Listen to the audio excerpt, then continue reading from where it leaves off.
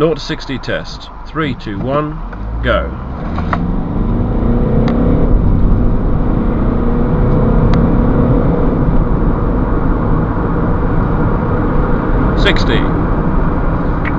Well, where shall we begin with this one?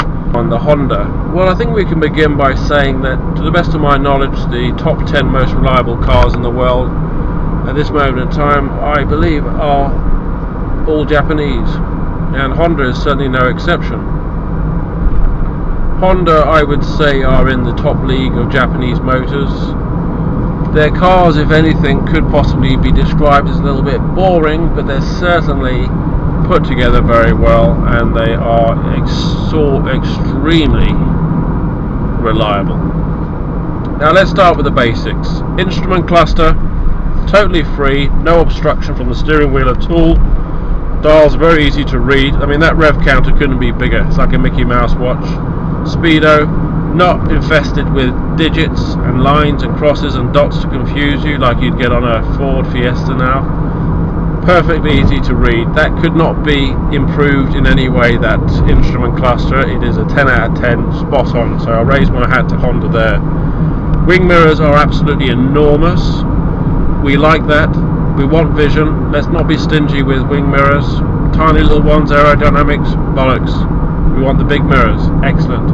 Rear view vision, different story there. It is obstructed by the headrests, and you do have a seatbelt coming down from the head lining, and there is a box on the back for the brake light, and also the rear wiper takes up a lot. So with two people sitting in the back, three, you're not going to have any vision, which is a bit of a bummer. Center console, here you got your sat nav, etc.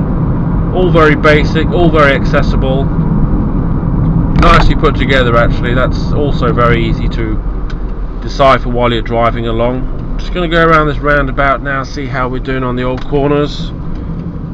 Well, it does lean out a bit on the corners. It's a bit heavy on the corners, to be fair, and this armrest on the chair certainly comes in handy.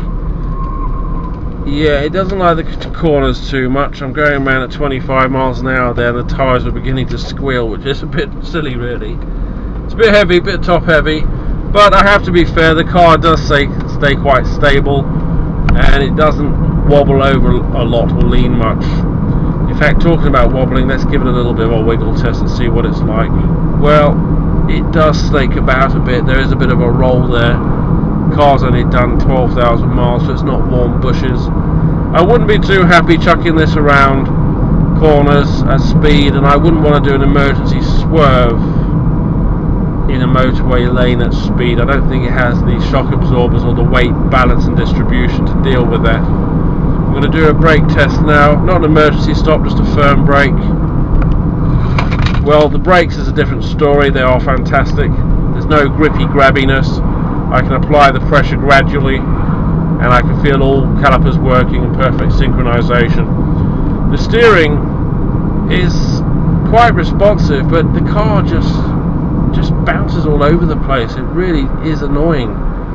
I don't feel secure in this vehicle at all. But putting all that aside, it has to be said, this car is very well made.